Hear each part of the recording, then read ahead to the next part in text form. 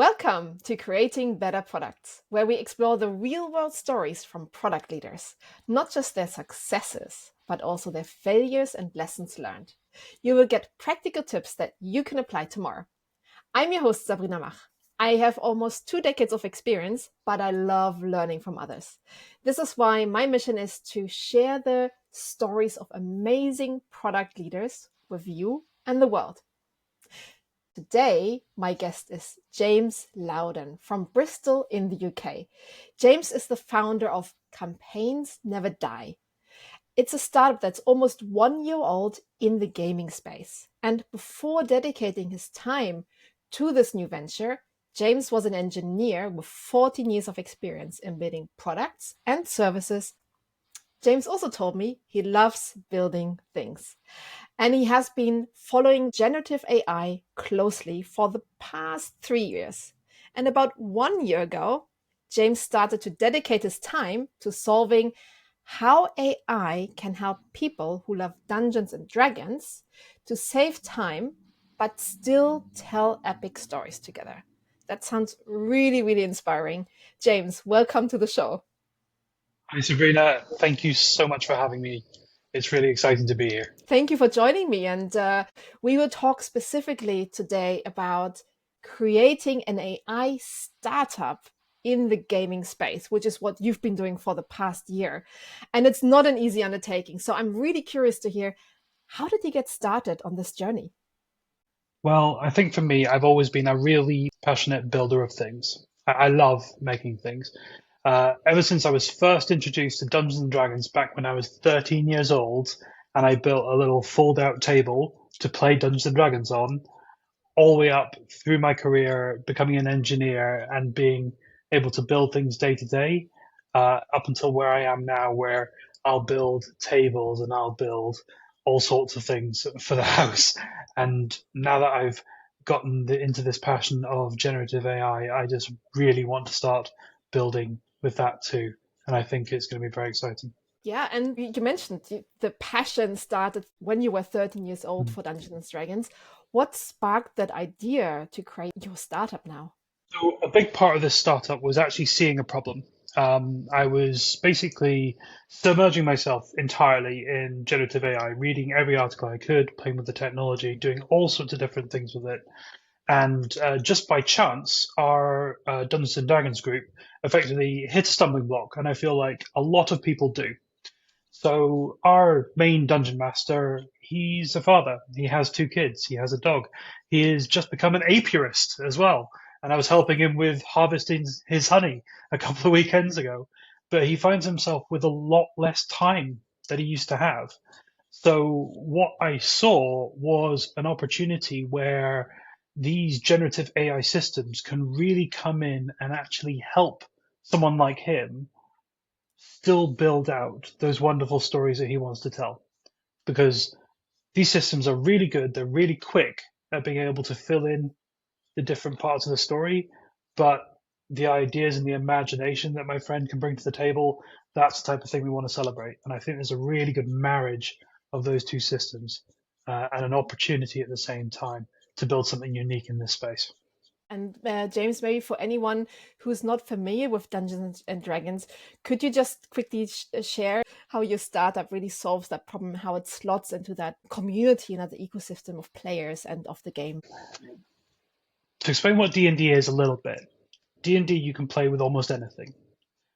And we could play it right now. I could describe something to you, ask you what do you want to do, and you would respond, and then I would ask you another question, and explain what happens, and we just basically tell backward and forward storytelling. It's like an improv style of storytelling. However, Dungeons and Dragons have also got a lot of rules that effectively dictate what you can and cannot do in the game, and that can add complexity.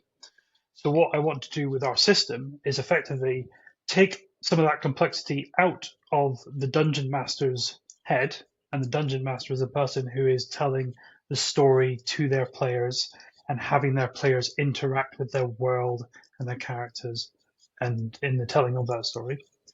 And effectively, we will deal with that complexity and still allow you to play with all the systems that you're very used to, such as the Dungeons and Dragons 5th edition system, which is the one that we support at the moment, even though we want to branch out to other systems and other TTRPGs.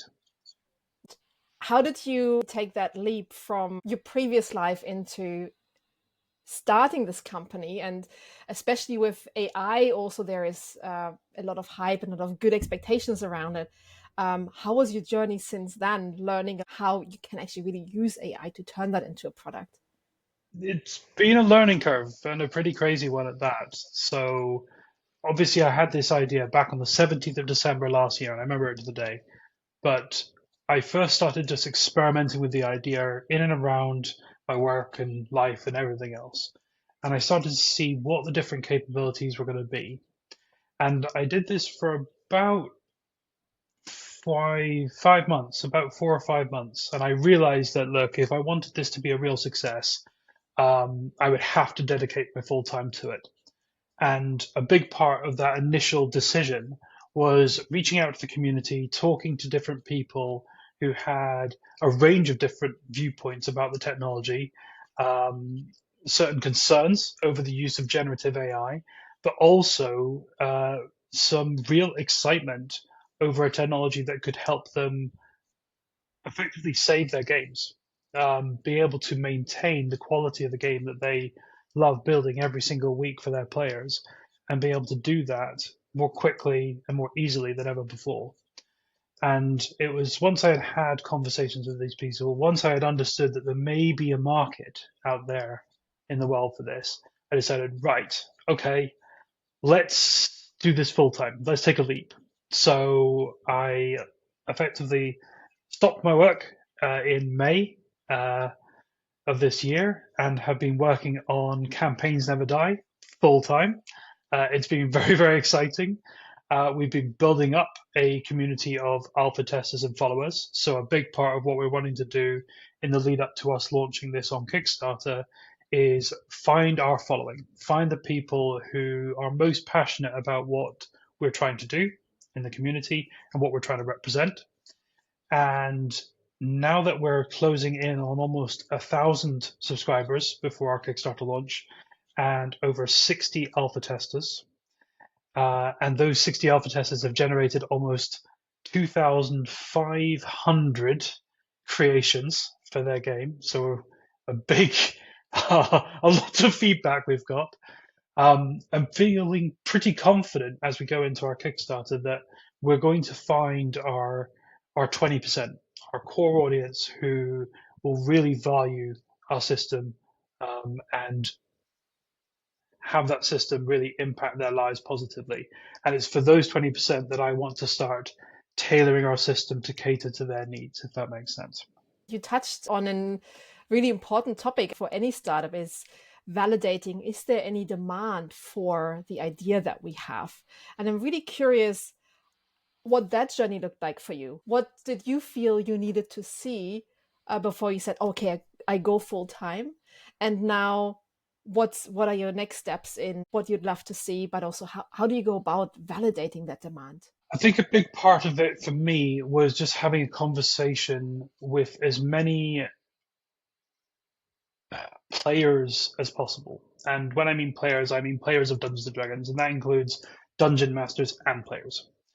And getting a feel of what they love about the game and what hurts the most when that game is no longer there, what they miss most. And I think that when I started to hear some of that, it was quite anecdotal evidence, but I just wanted to talk to people, get a feel for what the community was really, really like.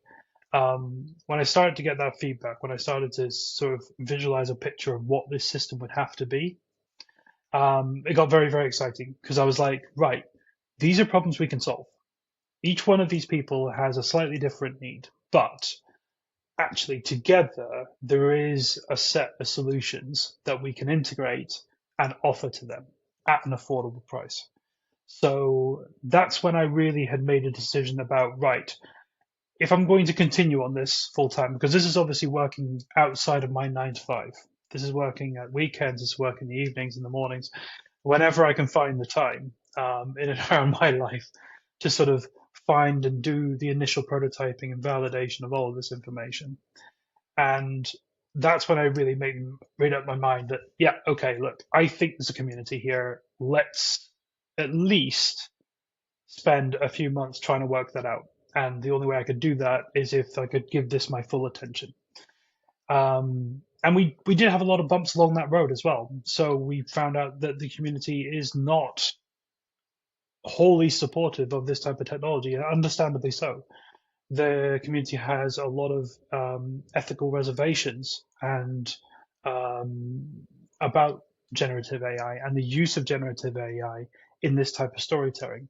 There's a big concern about this type of technology replacing artists and storytellers and writers in this community. And I think a big part of us building our brand and building our solutions and systems around this and around those ethical problems is being by listening to those people very carefully, being very true to ourselves with regards to what we believe in and why we're doing what we're doing. But I'm a big advocate that I don't think this technology can ever be uninvented. I think it's here to stay, and I think we need to work out how we integrate it into our lives. And I think the only way we can do that is by experimenting with it, understanding what it can and cannot do, and then being in a good position where the community have those aggregated beliefs with the full understanding of what the technology is capable of, what it can and cannot do, so that when some of the frameworks that are going to come down the line with regards to AI and regulation of AI, and we're able to adopt all of those frameworks, effectively, we're in a really good spot where the community's values are clear. It's like, this is what we want, this is what we don't want. And here's a system that trying to represent those community values. Because we're a big belief that look, AI lets you do things more quickly, but we've all seen like the outputs from ChatGPT. The quality is lower. For the people who are performing at the top level, the quality is lower. And I think that what we're trying to do is say, look, bring the parts of the game that you love, bring the parts of the preparation, the play, and the post game sharing that you love, and keep those. And let an AI system support you in all the other more hard, the things that are more difficult for you to bring yourself to do every game, the things that you feel are work in order for you to deliver your game. Let AI help you there. Let your AI solve those problems for you so that you can continue to do the things that you love with the people that you love to play with. That's all we're really about. That's really interesting. Let the AI do the things that feel like work, that are things that you just need to do to be able to play the game so that you can focus on the fun things. And you did mention the time saving and that it helps you to focus on those more fun aspects. But you Mm-hmm. also mentioned your friend or colleague with two children and a dog. And I think what's really interesting about this is that with this technology, we can also help time poor users to still be engaged in a product within an activity that they enjoy. They don't have to give up on that activity. And I think that's also really interesting to hear about your story is that in a way it makes Dungeons and Dragons more accessible because you don't have to be the person who can play hours and hours a week, a day, but someone who can spend a bit less time and fit that around their schedule and with the help of your product enable them to participate really well in that. And I think that's really interesting from what you're doing. That's actually been one of our big feedbacks from our community. As we've been growing, we actually think there are fringes of people who love to consume D&D content. They'll watch D&D on YouTube. They'll watch Critical Role. They'll watch The Mighty Nine on Amazon Prime. And they may even browse the books. They may even fantasize about character creation and all the rest of it. And that theory crafting they may even love. But maybe there's a barrier to them feeling like they've got enough confidence that they can go and play. But for those people, I 100% encourage them. Look, just go play, because actually the barrier is much lower than you think it is. But anything we can do to help lower that barrier for new players, I think, is a really important part of what we're trying to do as well, because we think that there's a community there that wants to grow, and Yeah. we want to help them. And as well, as you said, for the time poor, we're really focused. If it means that my friend can play the games he loves with his kids, then that is absolutely something that I want to deliver on. I saw them working on our idea the other day. They effectively, and I'm sure this is the same for every single 5-year-old girl in the world, but they created a unicorn pug, and our system built out the unicorn pug with all of its actions, all its abilities, all of its backstory and its lore as well. And that was immediately importable into Foundry VTT, which is an online role playing system that people use to play basically over the internet. And it was really a moment for me, because it was like, right, okay, I think we're onto something here, where you can come up with an idea and have a fully fleshed out concept of what that's going to be, and have that sit in with everything else that you've already built. So you've spent maybe hours, maybe days, maybe seconds crafting this huge campaign that your players want to engage with and explore. They want to explore your mind effectively. And here's our thing, effectively running with an idea you had and making it fit into everything else that you're already doing. And for that, I think it's just that's what we're doing. That's what we're trying to do. Yeah. That's a great accelerator for creativity, but also again also other user groups like 5-year-old girls playing with their family. And I think that's really inspiring. I'm curious, maybe flipping a little bit just for a moment to the technology side. When we hear Hmm. about Gen AI solutions, there's many proofs of concepts out there in the world, and there's terrible statistics around how many make it actually into real use. Mm. So sorry for painting a black picture for a moment, but I think many people would love to know what was that journey like from the technology side? What were your surprises and things that you learned along the way? So when we first started experimenting, it was very exciting. Oh, this technology can solve these problems. Okay, so you have an idea for a campaign, you have an idea for how certain things can fit, and you go to ChatGPT and you go, oh, okay, I want to do all these things. And ChatGPT gives you a response, and you're like, wow, it actually responded, and it seems to be talking the right language. Oh, wow, this is great. But actually, when you start to dig into those things, you realize that it's very surface level. So actually taking um, some of these systems, some of these effectively zero shot prompting approaches, and tailoring them so that they actually fit into a D&D campaign was a lot of work. So expanding out on some of those nuances, making sure that everything's going to gel together, making sure that it's all going to fit narratively within your campaign, and overcoming those technological barriers around, like, it will just give you some very bad prompts if you let it, and making sure you have systems in place to effectively resolve those. I won't go into the detail of how we do it, but effectively to make sure you resolve those. It was an interesting journey, and it was quite complex, and it took quite a long time to build up a system that was good enough as we saw it, for sort of a 5e level D&D. And what I'm quite excited about now is some of the new technologies. So we are implementing image generation, and what we're going to be doing in the future is also implementing text to 3D generation as well. So the idea is you describe the thing you want, you get a representation of it, and you will then also get a 3D representation, which you can 3D print and take to your actual tabletop game at your friend's house and have the character that you have imagined there as well.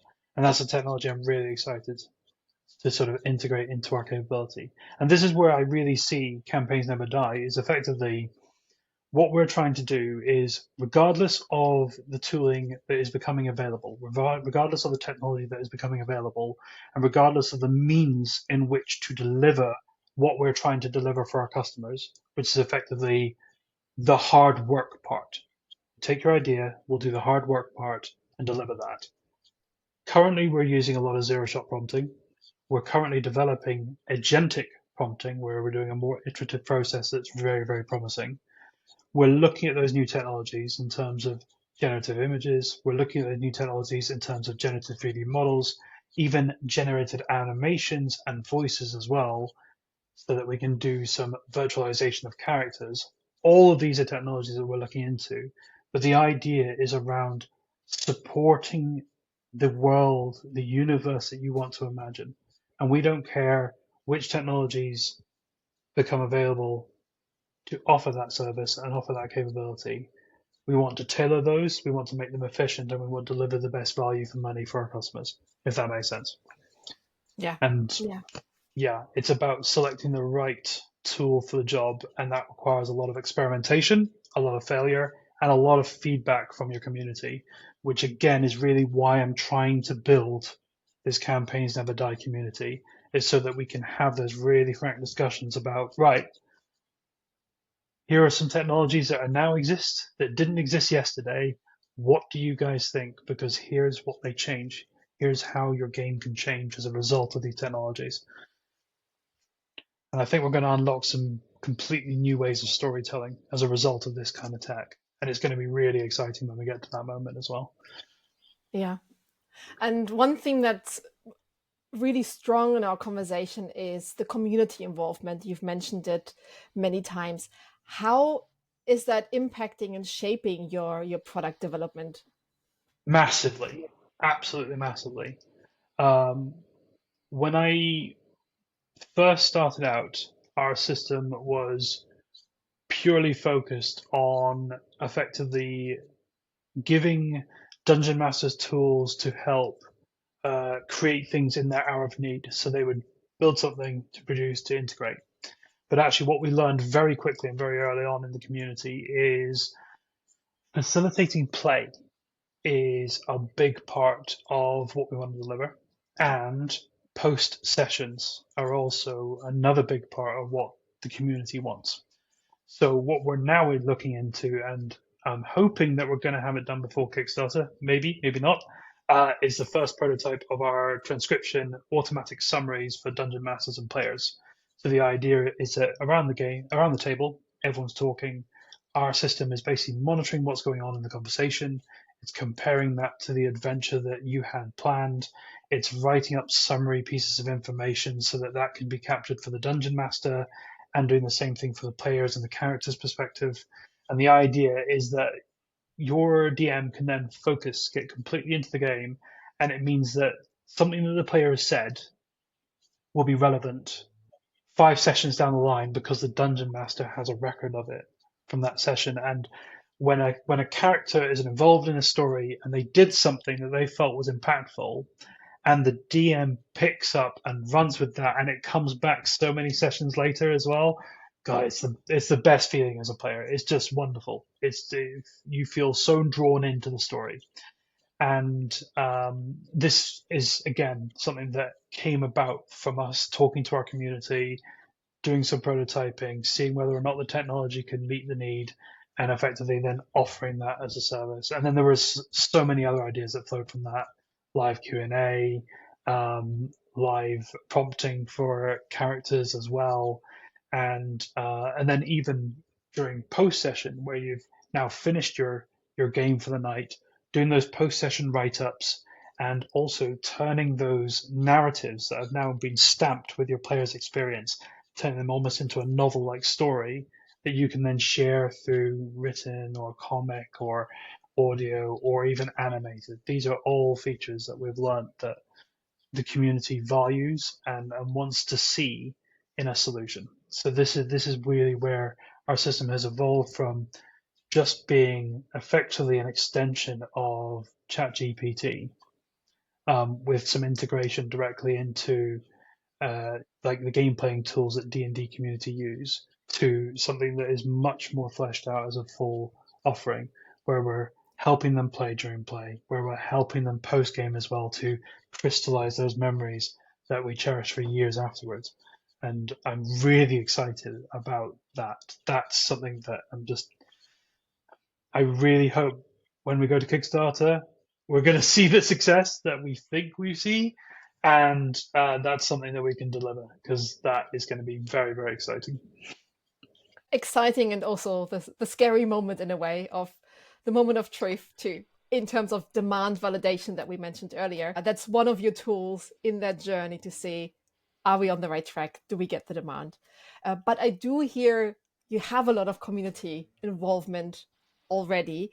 And I just want to throw in one thing in here that I find really interesting, because in a way you are an expert user. You play Dungeons and Dragons since you're 13.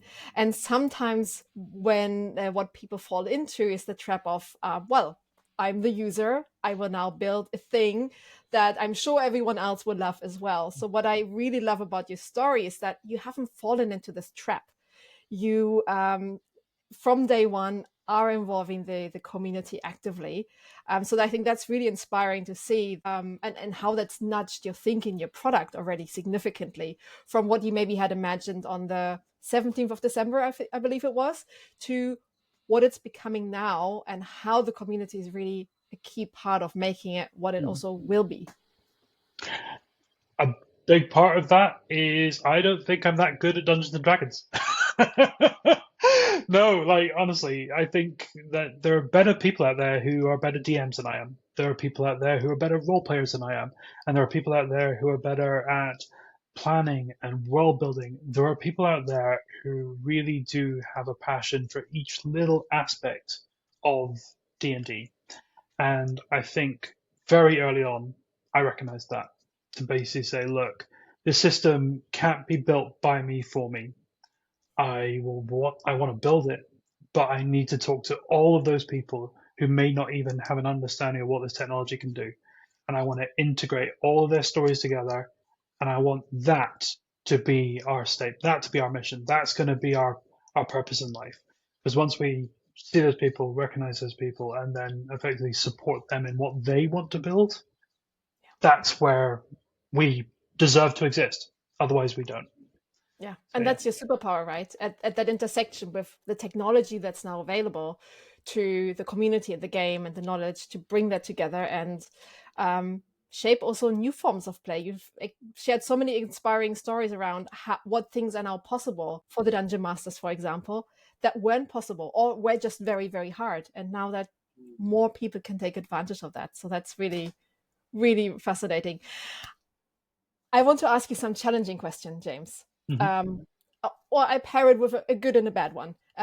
What was a positive surprise in this journey, and what was a negative surprise? Something that that just didn't work, where you thought this would be great, but you learned no, it was a bad idea.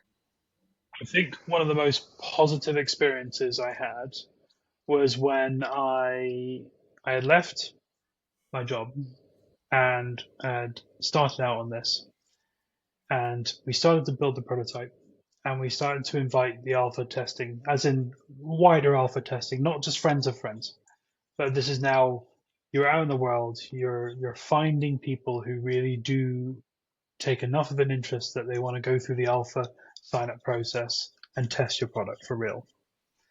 And some of the emails, messages, and conversations I've had with that community have been incredibly boosting. Probably the best way I can describe motivating and wonderful. And that part has been absolutely fantastic. And now that we're also reaching out to influencers as well. So remember, I was saying that people may consume a lot of D&D content. Again, the people who generate that content, who make that content, who put their life and their effort into that content as well, those people who are such massive pillars of the community, having them reach out, having them engage with us positively, and having positive conversations with them, that's again very reassuring from we're on the right track perspective, we're doing the right thing, we're ticking the right boxes. So that feels incredibly rewarding. Some of the more challenging things we've done is some of the assumptions we made around this technology and community's receptiveness to what we were trying to do. I was definitely over optimistic in some of my initial conversations with people. I did not spend enough time listening. I was like, here's what we are, here's what we're doing. And actually, I really needed to listen a lot more to what they believed and what they wanted much earlier on in those conversations.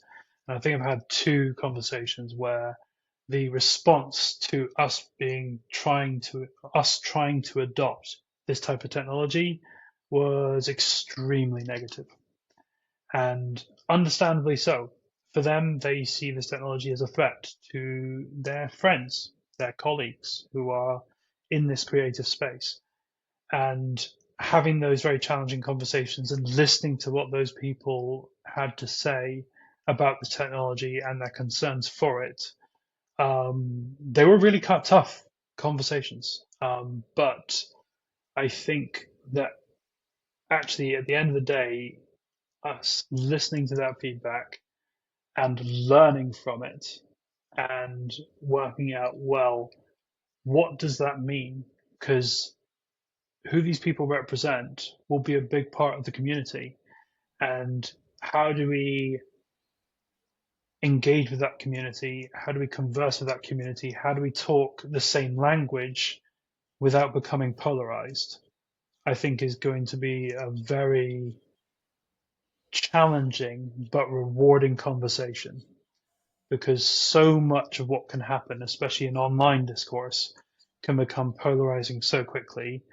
Being able to keep those lines of communication open is going to be a really important part to whether or not we succeed or fail. Um, so, yeah, I think listen very carefully to what people are telling you and reflect on that, what it means from their perspective, and learn from it. Learn the lessons that they are trying to share. I think that's going to be a really important thing for us going forward. Hopefully, that answers your question. Yes, it does. Thank you for sharing very honestly this lesson learned, and so maybe going from this really challenging aspect that you shared, and one that will, what I hear is stay with you, because in online discourse conversations are always ongoing, and they can become polarizing. So thank you for sharing that learning. I'm curious, maybe now closing things a little bit, what were principles that made you successful along this journey? Hoping to be successful. I, You I, took the leap from a you know job into a startup. I think that's already, many people would be too scared. I think you've already done something really amazing in that sense. So maybe let me rephrase it. It's like, yeah, what principles made you successful in like getting started with your passion project and turning that into a startup? What helped you along that journey? I think I had a lot of support. The team I was working with the company I was working with, they are really a fantastic team. They are wonderful, wonderful people. Tom Coates, Future Capabilities team at Babcock, they were so encouraging and so supportive of us, or sorry, of me being able to go off and do this harebrained scheme that I'm sure it must have sounded like from their perspective. But I think a big part of me wanting to do that was just my inability to drop the idea. So just every moment I spent thinking about it, thinking about what I could change, how I could improve it, what can I do differently, or what would people think about this, what would people think about that. It consumed like everything outside of what I had to do day to day. So if I wasn't walking the dog, or if I wasn't working, or if I wasn't eating or sleeping, or even like dreaming sometimes about what we could do here, it was just all consuming. And when it got to that point, I was like, right, if the validation is here, I would regret it for the rest of my life if I didn't make this decision. And I talked to friends a lot, I talked to family a lot, and I basically just said, look, I have this crazy idea. This is what I want to do. What do you think? And at the end of the day, it just came down to something inside of me literally just said, look, do this or you'll regret it forever. So when it got to that point, I was like, right, I've just got to do it. And I'm really thankful for my company as well because they turned around everything so quickly, and I was all set up and able to go off and do this. And they've also said, look, open arms, we'd have you back if this doesn't work out the way you want, or if it does and it looks different, then yeah, please come back and join. And that's been really, really supportive as well. To have that safety net is wonderful. It's not 100%, but it's really, really good to have Yeah. that there as well. And since the start of this journey, what are the principles that make you successful, and that maybe others could apply in their work too tomorrow? So the most important one for me is effectively recognizing how strong this community is, how connected this community is, and remaining honest with yourself and with that community at all times. If at any point you are trying to pull the wool over on your community, you're you're done. In my opinion, you have to be honest. Um, it has to be an honest representative of your beliefs. Your company is an extension of that, and your community that the company engages with is an extension of that as well. And I think that that is really important. And then I think as well, the principles around active listening and just really engaging with people, really important, and something that sometimes you can get lost in the weeds when you're on a development path and you're playing with new technologies, and it can you can go round a little loop. And I've been guilty of it this last week. I've been looking into some new technologies and thinking about it, but like sharing those technologies with other people, asking for their feedback, asking for their opinion. It's impossible to do this alone. You have to have the help of a community. You have to have the help of others. And leaning into that is probably one of the most valuable things you can do. If you can find more people that have like minded thoughts or a like minded vision of your purpose, but have a different perspective or a different background, that's so much better as well.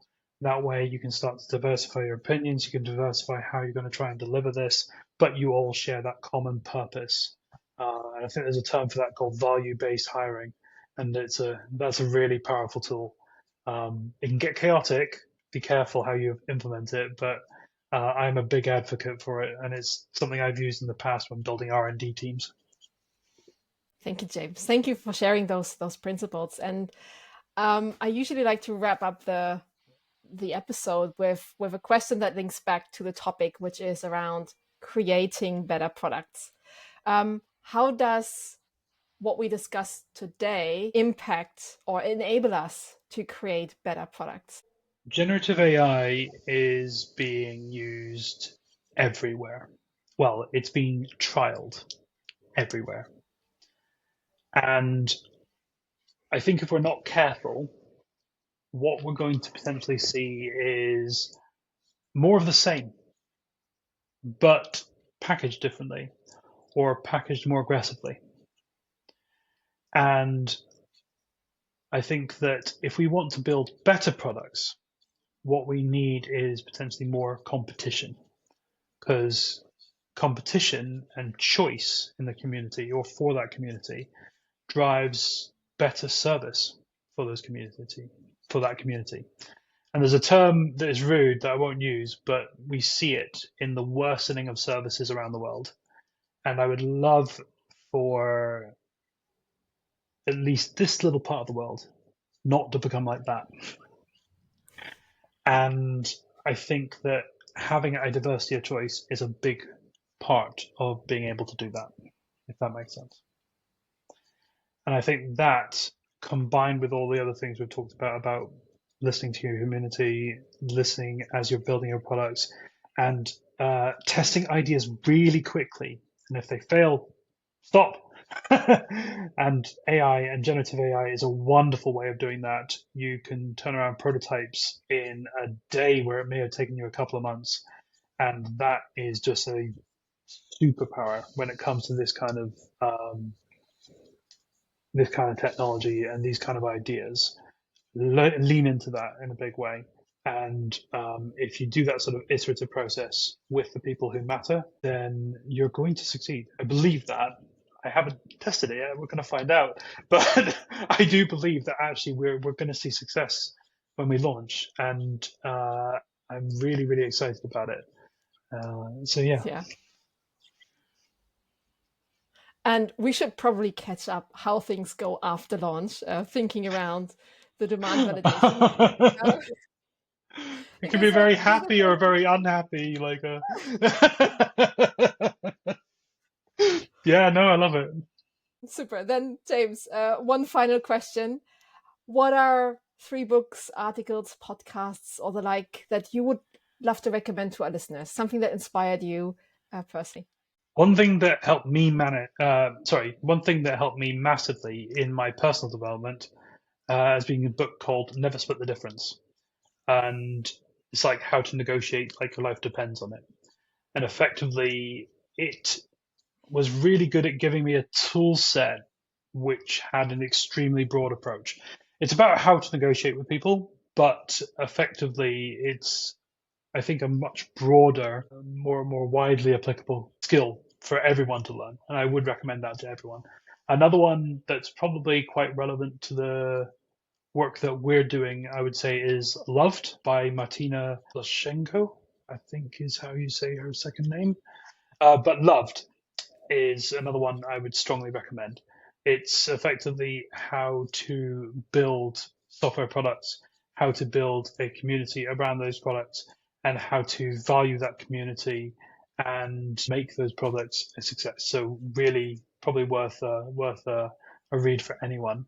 And I don't I hope you don't mind, but in place of the final book, I would really recommend uh, go and play D&D or Dungeons and Dragons or another TTRPG, try it. Build a character, join a one shot. There are lots of really really welcoming dungeon masters out there who would love to have you into the game because it's an experience that you probably won't find anywhere else.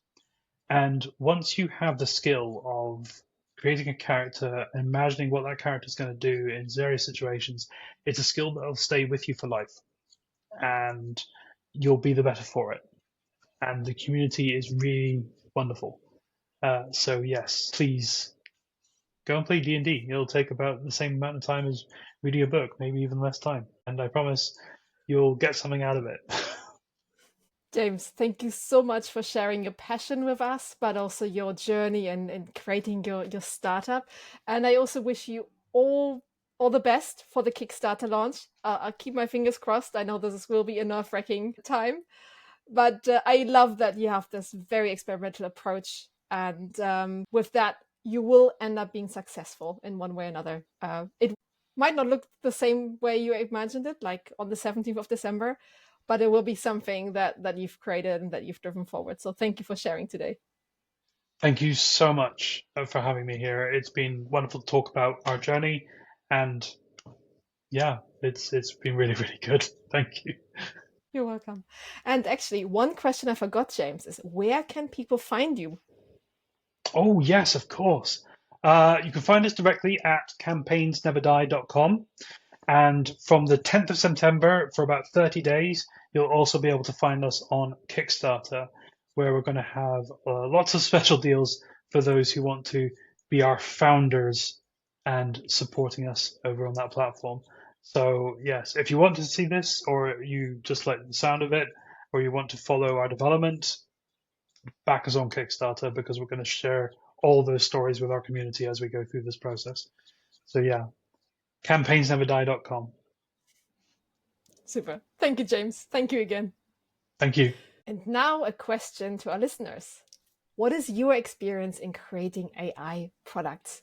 And with creating a startup, have you been able to do this? What were your successes? What were your setbacks? I'd love to hear about your experience. Please share it in the comments or directly with me. And finally, if you loved this episode as much as I did, share it with your network and give us a like and subscribe in your favorite streaming platform.